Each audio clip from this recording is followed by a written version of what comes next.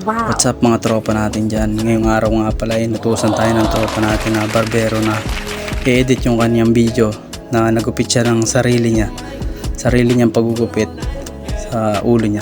Sabi nga ng iba, marunong kang magupit sa ibang tao, dapat marunong ka rin magupit sa sarili mo.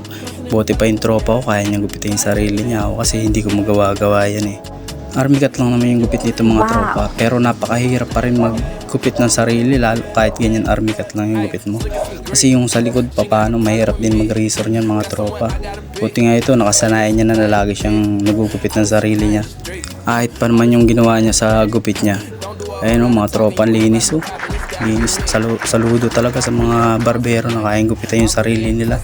Ang gagaling nyo, sana all sa inyo. Ayun pa, nagpaplangkita pa ng sarili niya yan o.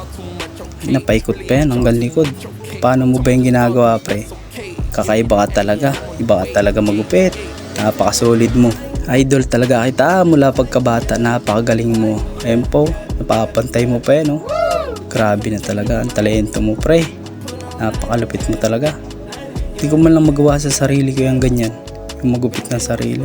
Kung semi-kalbo siguro kaya ko. Tapos na yung gupit nyo. Galing talaga mga tropa. Ano mga sasabi nyo dyan?